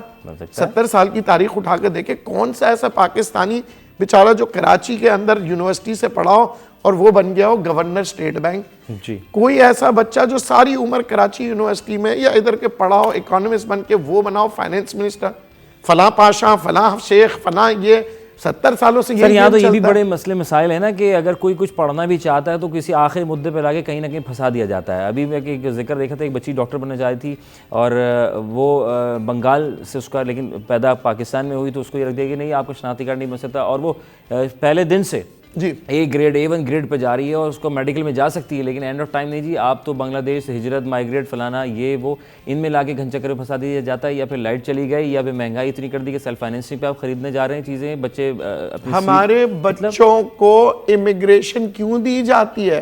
क्योंकि वो टैलेंटेड बच्चे होते हैं, वो हमारा टैलेंट ले रहे हैं। हाँ, वो कहते हैं ना जी ओवरसीज पाकिस्तानी, ये ओवरसीज पाकिस्तानी वही है जिनको यहाँ पे मौका नहीं मिला, वहां जाके 4 चांद लगा रहे होते हैं। बात है, ठीक है। और फिर अभी ओवरसीज से मुझे याद आया, इकोनॉमी की हम बात करते हैं, बड़े खुश होते हैं जी, रेमिटेंसेस बहुत आ रहे हैं। दुनिया भर में 0% है, यहाँ पे 7%। तो कौन सी हुब्बुल वतनी है भाई? हुब्बुल वतनी नहीं है, 7% शरई सूद मिल रहा है डॉलर के ऊपर। पूरी दुनिया इंटरनेट पे देख लो, हुब्बुल वतनी नहीं। वो कहेंगे यार 7% मिल रहा है, 12%, वहां पे तो 0%। और 7% तो ऐसा है उनके लिए जैसे वो अनइमेजिनेबल। तो हमारे यहाँ पॉलिसी बनाते वक्त जनाब $15 बिलियन आए हैं रेमिटेंसेस। ठीक है, 15 बिलियन 80 करोड़, मैं एग्जैक्ट फिगर बता दूं, लास्ट 6 महीनों में। अच्छा, 15 बिलियन 80 करोड़ डॉलर आए हैं जी। पर आपको पता है कि 15 बिलियन 80 करोड़ डॉलर के अंदर हमें तकरीबन अंदाजे के मुताबिक 15 बिलियन के ऊपर शरई सूद 7% देना होगा। तो जब वो हमारे हुब्बुल वतन पाकिस्तानी कहेंगे हमारे पैसे वापस दो 7% सूद के साथ, मुल्क के अंदर इकोनॉमिक क्रंच आ जाएगा, रिजर्व्स में कमी आ जाएगी, डॉलर ऊपर उठ जाएगा। अच्छा, 7% हम दे भी दें जी, क्या हम 14% कमा रहे हैं? देखिए, मैं आपसे उधार लूं कि यार मैं तुम्हें 7% पे दे दूंगा, तो मैं अगर 10% कमाऊंगा तो मैं तुम्हें 7% दूंगा। जो बात है, कमा मैं कुछ रहा नहीं हूं, और मैं आपसे पैसे भी ले रहा हूं और आपको वादा भी कर रहा हूं अगले साल ले लेना, फिर अगले साल। सऊदीया को हमने क्या किया? अगले साल ले लेना। अब सन 2022 वही जो करते हैं अपनों के साथ हम क्या कर रहे हैं? मुल्क को बदलने के लिए मैं कहता हूं नजरिया बदलना पड़ेगा। आपको ये देखना पड़ेगा कि मेरे इर्द गिर्द में कौन अच्छा है। ठीक, हमारे पास दुनिया की बेहतरीन लीडर्स गुजरे हैं। मैं आज आपको बता दूं, आज तक दुनिया में कोई जुल्फकार अली भुट्टो जैसा लीडर नहीं था, बेनजीर भुट्टो साहिबा जैसी लीडर नहीं थी। ठीक है, मैं आपको बता दूं आज भी इमरान खान, नवाज शरीफ, बिलावल भुट्टो, जरदारी टॉप के लीडर्स हैं, मगर इनके हाथ जो है ना, इनके अपने ही लोग इनके दुश्मन हैं। अल्लाह अकबर। जनाब अली, अफसोस अफसोस दर अफसोस, सिर्फ दुआ ही कर सकते हैं, सोच बदलना है। बिल्कुल आपने वजह फरमाया जनाब नदीम मौलवी साहब, क्या बात है जनाब अली, आपने कम वक्त में आपने बहुत कुछ बतलाने की कोशिश की। टॉपिक बहुत वसी है और आपका बहुत बहुत शुक्रिया। आप माशाल्लाह से कॉलम निगार की हैसियत से आप अखबारात में अपने कॉलम लिखते आए हैं, आमाशी अबूर हासिल है आपको और सरकारी टीवी पे माशाल्लाह आप उसके ऊपर भी आप काम कर रहे हैं और 10-12 साल का एक्सपीरियंस बात ये नहीं होती, इंसान की सोच और वो सब पॉजिटिव कि आपको असल राह पे लाना मकसद होता है। ऐसे भाई जो ऐसे लोग जो हमारे आज भी मौजूद हैं। बात ये होती है कि थोड़ा वक्त लगता है, इंसान इधर उधर हो जाता है, लेकिन थोड़ा फोकस करें। बाकी नदीम भाई ने बिल्कुल सही बात बोली कि हम थोड़ा सा कहीं और रुख कर जाते हैं और बहुत सी चीज़ों को हम देखते नहीं हैं, जिसकी वजह से इम्पैक्ट आता है सिर्फ आप पर नहीं, आने वाली जनरेशन का सोचिए। अपना तो सोचें लेकिन आने वाली जनरेशन का ज़रूर सोचें। वंस अगेन सुनेस ऑफ यू, जज़ाकल्लाह, thank you very much for giving me the opportunity. बहुत शुक्रिया। और अगर आवाम को कोई मेरी बात बुरी लगी हो तो माज़रत चाहता हूं। बहुत शुक्रिया जनाब अली। सिटी 10 आपका मेज़बान नज़र अली बेग आपके साथ मौजूद। वक्फे के बाद दोबारा हाजिर खिदमत होंगे। कुछ ऑनलाइन बच्चों के लिए है, कुछ तैयार। हमारे साथ हैं एक बहुत ख़ास मेहमान। छोटी सी ब्रेक।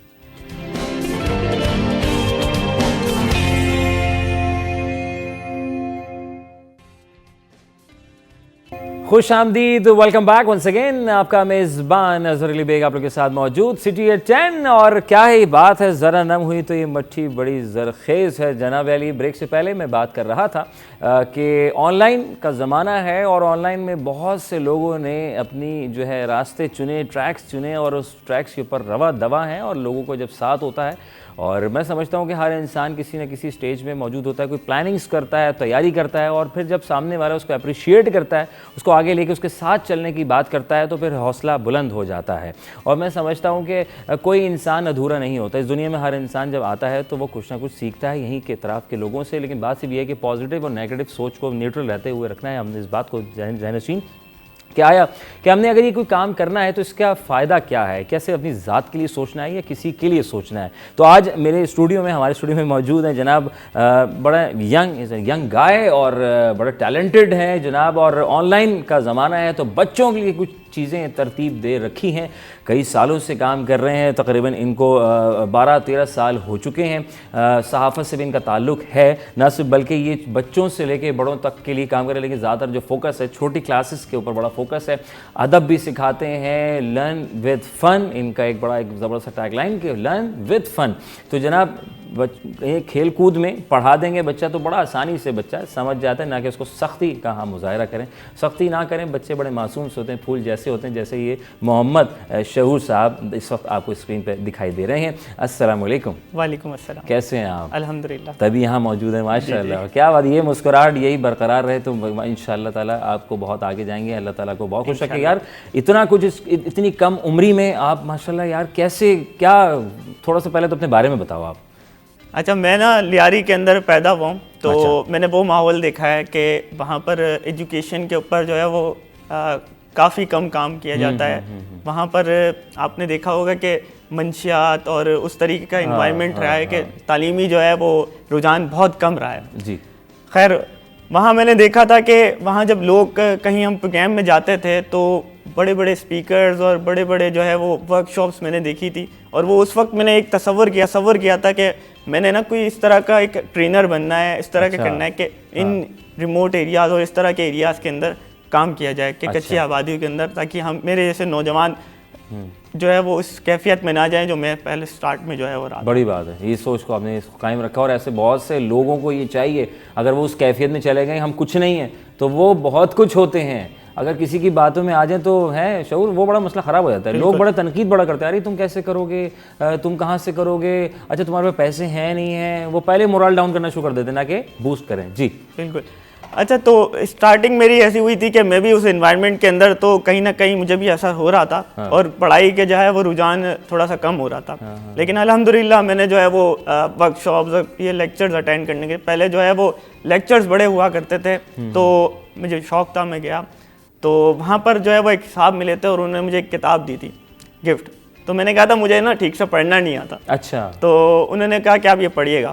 तो वो फोकस कर लिया था। मैंने कहा था कि उनका जो पैगाम है ना मेरे लिए, कि उसको पढ़ने के लिए तुम्हें काबिल बनना है और उसको समझना है। वो किताब मोहम्मद अरबी थी। अच्छा। तो उस किताब ने ना मेरी ज़िंदगी तब्दील कर दी। जो मैंने उसको पढ़ा ना, तो मैंने देखा कि हमारी ज़िंदगी का मकसद क्या है। यहाँ पर हम जो है वो आए हैं तो सिर्फ जो है वो यहाँ पर हमने कोई तालीम हासिल करने नहीं आए ना, हम यहाँ पर जो है वो हमने अल्लाह ने हमें ज़िंदगी दी है, तो इस दुनिया के अंदर हमें जो है वो मोहम्मद को फॉलो कर अपना मोहम्मद सल्लल्लाहु अलैहि वसल्लम। तो सबसे पहले मैंने यही काम किया कि सीखा बहुत कुछ कि हमने क्या ज़िंदगी में करना है, हमें ज़िंदगी के लिए जो है वो क्या ऐसा बनना होगा। तो मैंने सबसे पहले अपनी ज़िंदगी का मकसद जाना, बर्थ ऑफ लाइफ, कि मेरी क्या ज़िंदगी है, मैं क्या करना। तो इस तरह जो है वो हमने स्कूल्स के अंदर जो है वो एक्टिविटीज़ करवाना शुरू की कि बच्चों को जो है वो एक्स्ट्रा करिकुलम एक्टिविटीज़ नहीं होती हैं। हाँ बिल्कुल, पढ़ाई, टोटली पढ़ाई। हम ये देखते हैं कि शऊर, हम हमारे यहाँ तो बच्चा 2.5 साल का हुआ, 3 साल का हुआ और उसको जनाब स्कूल भेज दिया जाता है कि जी चलो A फॉर एप्पल और B फॉर बॉय पढ़ कर आना है। लेकिन हम दूसरे एंगल में देखते हैं इंटरनेशनली सतह पर कि बच्चा तकरीबन, अभी हम आपसे जब बात कर रहे थे, तकरीबन 5 से 7 साल तक उसको फ़न में रखा जाता है, राइट। और किस उम्र तक भेज दिया जाता है, इधर मैं चाहूँगा आपके तवज्जो से मेहमान। अच्छा, जब 1 साल का होता है तो स्कूल में उसको भेज दिया जाता है। अच्छा। और वो स्कूल के अंदर उसकी जो है वो उसको कोई पढ़ाई के हवाले से नहीं, उसको जो है वो एक्टिविटीज़ करवाई जा रही होती हैं, उसे जो है वो फ़न करवाया जा रहा होता है और उससे उसकी ब्रेन स्ट्रोमिंग। तो वही फ़न आपने कहा, इस पढ़ाई में फ़न थोड़ा सा डाल के बच्चों को। हाँ, तो मैंने क्या सोचा कि जब लॉकडाउन की सिचुएशन हो चुकी थी और पूरी दुनिया के अंदर जो है वो, पूरी कराची नहीं पाकिस्तानी पूरी दुनिया के अंदर ऐसी कैफियत हो गई कि अब क्या करेंगे। तो बहुत सारे स्कूल्स के लोग कनेक्टेड थे, पेरेंट्स कनेक्टेड थे, वो पूछ रहे थे कि हमारे बच्चे जो है वो परेशान हो गए, हमें तंग करते हैं, क्या करेंगे हम, और स्कूल भी नहीं जा रहे हैं, पढ़ भी नहीं रहे। और बहुत सारे लोगों को तो ये लग रहा था कि 1 साल तक जो है वो लॉकडाउन लगा रहेगा, बच्चों की तालीम का और ऑनलाइन तो हर घर में, अगर रिमोट एरियाज़ की बात की जाए तो वहाँ तो ऑनलाइन का लफ्ज़ ही नहीं है, तो ऑनलाइन तो दूर की बात है।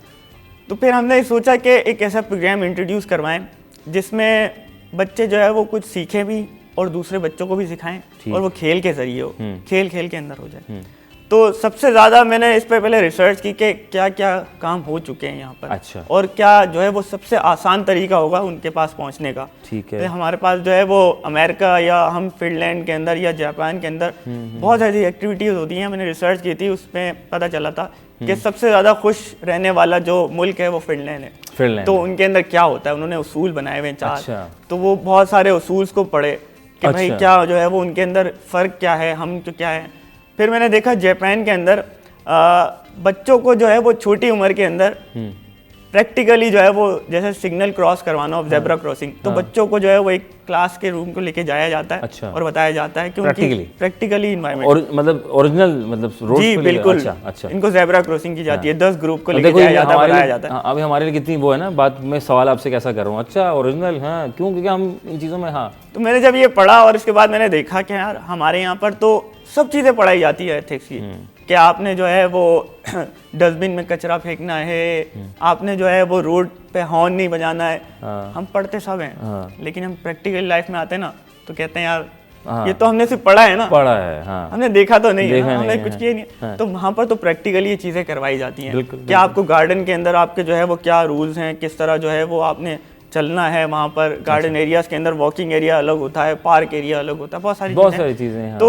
तो ये सब चीज़ें आपके उस कोर्स में शामिल, राइट? ये कोई कोर्स है, ये क्या है, ये थोड़ा सा मुझे बताएं ज़रा। तो इसके बाद हमने जो है वो एक प्रोग्राम इंट्रोड्यूस कराया, क्योंकि बहुत मुश्किल काम था कि बच्चों के पास पहुंचना और उनको सिखाना। जी, बच्चों को तो लर्न विद फन का नाम रखा। ठीक। और उसके अंदर हमने ना 5 कोर्स बनाए। अच्छा। 5 सेगमेंट बनाए। आपके सीजन्स भी, सेकंड सीजन आ चुका है डिस्कस कर रहे हैं ब्रेक से पहले। हाँ। तो हमने सीजन के अंदर क्या किया, फर्स्ट सीजन के अंदर हमने आदाब ज़िंदगी के ऊपर काम किया। आदाब ज़िंदगी, क्या रोज़ाना 8 आदाब हमने तैयार किए। हाँ, जो कि आदाब इस वक्त जनरेशन माज़रत के साथ बड़े दूर हो गए।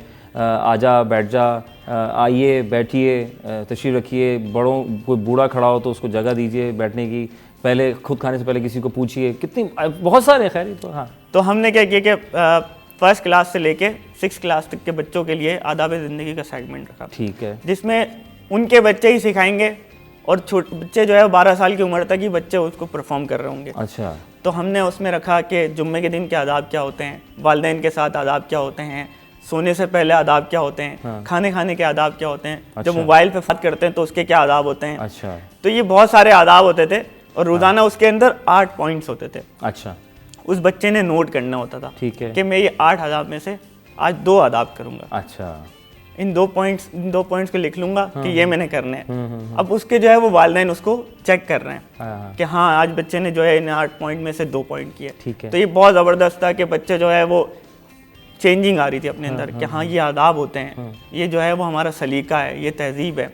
और फिर इसके बाद हमने दूसरा सेगमेंट जो रखा था इसके अंदर। अच्छा, ये कैसे आपको पता चलता था कि वालिदैन तो सिखा रहे हैं? आपको पता था? नोटबुक बनाते थे। अच्छा, नोटबुक बनाते थे, वो नोटबुक बनाते थे। अच्छा, ठीक है। अच्छा, ये मैंने एक फिजिकल शुरुआत की थी आपने, राइट? ये ना पेरेंटिंग का एक मैंने पढ़ा था एक किसी किताब के अंदर कि जब तक वालिदैन अपने बच्चों के साथ कनेक्ट नहीं होंगे ना तो उन्हें ये बात नहीं पता चलेगी कि बच्चे के अंदर खामी क्या है, खूबी क्या है।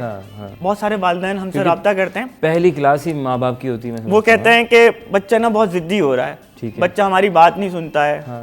तो मसला ये होता है कि बच्चे को क्यों नहीं सुनता, क्योंकि वो बच्चे के पास होते ही नहीं है।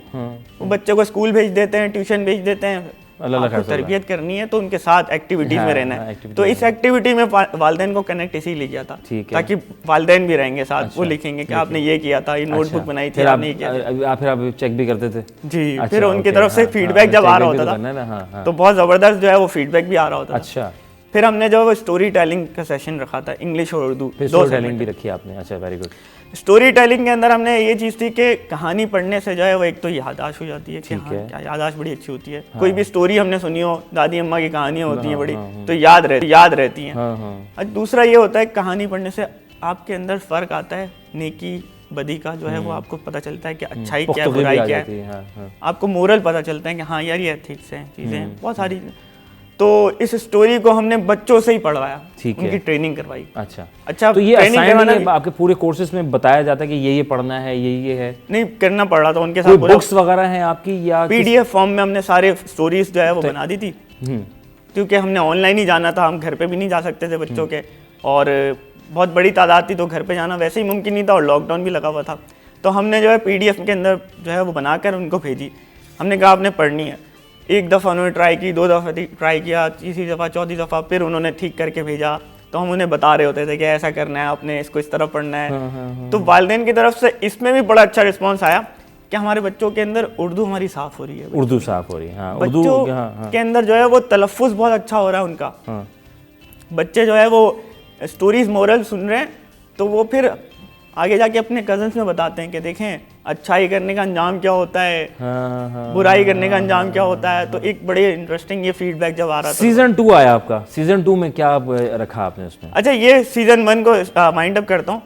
अच्छा, सीजन 1 जो है जब शुरू किया था तो मैंने कोई बहुत ज़्यादा प्लानिंग की थी, तो 300 बच्चों के लिए की थी। जी, क्योंकि मैंने ये सोचा था कि ये बहुत तवील प्रोग्राम तो नहीं होगा, 40 दिन का प्रोग्राम है और 300 बच्चों के लिए टारगेट किया हुआ था। लेकिन अल्हम्दुलिल्लाह जब ये 100 बच्चों से 300 तक गया तो पहले दिन ही हमारे पास 2500 रजिस्ट्रेशन आ गई थी, और फिर इसके वो करते करते 18,000 हमारे पास रजिस्ट्रेशन आ चुकी थी मुख्तलिफ सेगमेंट्स के लिए, और बहुत ज़्यादा वालिदैन इसके लिए एक्साइटेड हो गए थे।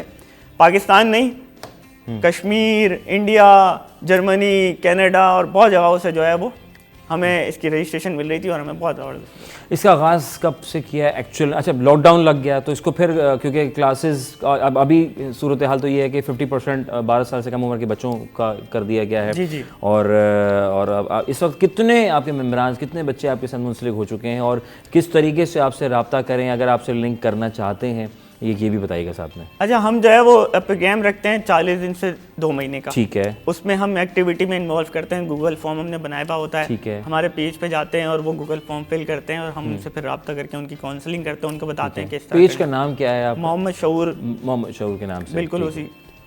अच्छा, अब फिर हमने सीज़न 2 किया। सीज़न 2 के अंदर हमने सोचा कि कुछ मुनफरिद किया जाए। हमने क्या, ऑनलाइन कुकिंग कंपटीशन, जो पाकिस्तान में पहली दफ़ा जो है वो ऐसा कोई कंपटीशन हुआ जो ऑनलाइन हो रहा है, और सबके घर पे हम जा रहे हैं ऑनलाइन, और वो बच्चे जो है वो क्रिएटिविटी बना रहे हैं। जी कि उन्होंने जो है वो आज पिज़्ज़ा बनाना है, आज उन्होंने मैक्रोनी बनानी है, आज उन्होंने जो है सैंडविच बनाना है, हुनर। तो हमने पहले उनको सिखाया प्रोफेशनल शेफ़ के थ्रू कि आपने ये बनाना है, इस तरह करना है, चीज़ें ये डालनी है, ये चीज़ें करनी है। फिर जो उसके अंदर एक्साइटमेंट ये थी कि बच्चों के अंदर जो है वो क्या हो रहा था, जब वो बनाते थे तो हमने इसमें कॉन्सेप्ट रखा था कि बच्चों की अप्रिसिएशन नहीं होती है यहाँ पर। 3 बच्चे घर पे होते हैं, एक बच्चा फर्स्ट आ गया, बाकी 2 बच्चे को जो है वो कोई पूछता नहीं है। ठीक है। तो हमने कहा क्या हर बच्चे की तारीफ होगी, कोई बुरा खाना नहीं बनाता। ठीक है, घर पे दादा नानी मामू, चाचू, भाई, बहन सब अप्रिशिएट कर रहे हैं उसको, वाओ। और फिर वो जो फेसबुक या उसके पेज पे जो लगा रही है, तो उसके बाद और ज़्यादा लोग तारीफ़ कर रहे हैं उसके ख़ानदान से, उसके फैमिली, उसके फ्रेंड्स। तो हमने एक ये बड़ा अच्छा कॉन्सेप्ट रखा हुआ था कि लोग जो है वो, बच्चे के अंदर कॉन्फिडेंस भी आएगा, क्रिएटिविटी भी आएगी, और बच्चा जो है वो घर पे बना रहा है अपने खाने। ठीक है। अच्छा, आपने तकरीबन माशाल्लाह 18,000 से ज़ायद बच्चों को ये तरबियत दे चुके हैं और दे भी रहे हैं माशाल्लाह, राइट? तो आगे क्या फर्दर प्लानिंग्स हैं इसमें? अब आगे लॉकडाउन भी है तो ऑनलाइन सारा पढ़ा रहे हैं इसको आप? जी, अभी तक तो ऑनलाइन ही हम कर रहे हैं। ठीक है। अब जो है वो हमने सीज़न 3 जो है वो इसका प्लान किया है, प्लान कर रहे हैं और ये मेरा एक ख्वाब बन गया है कि अब जो है वो 1 लाख मेंबर्स हम बनाएं। और एक ख़ास बात इनकी बतलाता चलूँ कि शऊर की ये होलसेल जितना कुछ बतला रहे हैं, जो प्रोवाइड करते हैं 18,000 से ज़ायद बच्चों को, ये अपनी मदद आपके तहत अकेले कर रहे हैं, राइट? ऐसे ही? क्या बात है, क्या बात है जी। मोहम्मद शऊर साहब, आपका बहुत बहुत शुक्रिया। वक्त की बड़ी कमी है, वरना बातें तो अभी बहुत करनी बाकी हैं।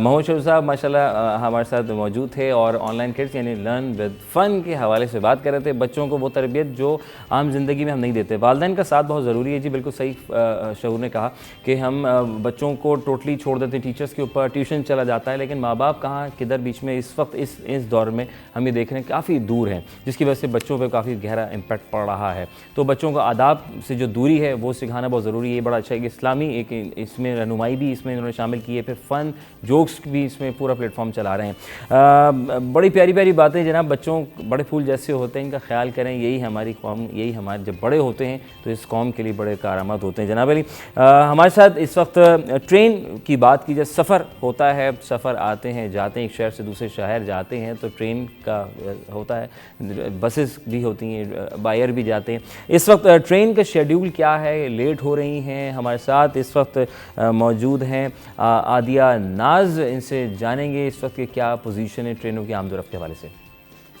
जी अज़हर, ट्रेन ऑपरेशन के हवाले से आपको आगाह करूं कि पंजाब और गिरदोनवा में धुंध के बायस, मौसम की ख़राबी के बायस ट्रेन ऑपरेशन भी मुतासर है और मुतादिद ट्रेनें घंटों ताख़ीर से कराची पहुंच रही हैं। ये हमेशा से देखने में आया है कि पंजाब में जब भी धुंध होती है तो जो ट्रैफिक की रवानी है वो मुतासर रहती है। इसी तरीके से ट्रेन ऑपरेशन भी जो है मुतासर होता है। आज जो सबसे ज़्यादा लेट ट्रेन पहुंच रही है वो खबर मेल है, जो तकरीबन 4 घंटे 17 मिनट की ताख़ीर से कराची आ रही है। दीगर ट्रेनों में बात करें तो कराकरम एक्सप्रेस तकरीबन 2.5 घंटे की ताख़ीर से कराची पहुँच रही है। इसी तरीके से अल्लामा इकबाल एक्सप्रेस भी तकरीबन 2 घंटे की ताख़ीर का शिकार है। बुलान मेल तकरीबन 1.25 घंटे की ताख़ीर से कराची पहुँच रही है।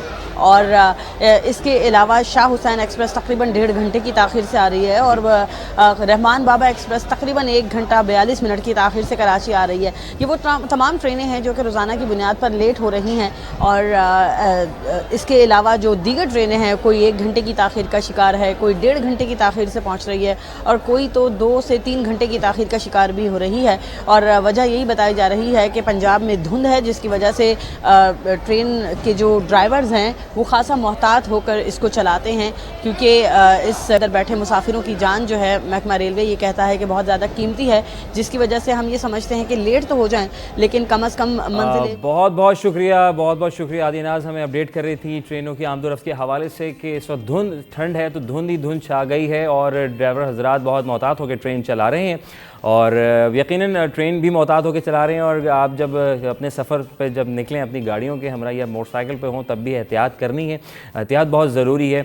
और अब हमारा वक्त, तमाम वो ख़बरें आज दिन भर की सारी चीज़ें जो कि अब से होने वाली थी होंगी, वो सब हमने आपसे शेयर की। हमारे गेस्ट भी आते रहे और उनके साथ हमने बड़ी अच्छी गुफ्तगू की और कुछ मौजूदा हालात पे भी बातचीत आज करते रहे हम।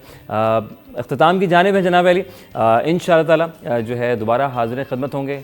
खुश रहिए, खुश रखिए, प्यार बांटते रहिए और पॉजिटिव सोच को उजागर करते रहिए। छोटी मोटी चीज़ों को अफूद दरगुजर करते रहिए। ज़िंदगी बड़ी मुख्तसर है तो अच्छा बनिए, अच्छे बनने, अच्छे लोगों के लिए अच्छे साथ देते रहिए। और अगर कोई बुरा भी है तो उसको बुरा ना कहिए, वो भी अच्छा ही इंसान है। हर इंसान बहुत नेक होता है, अच्छा होता है।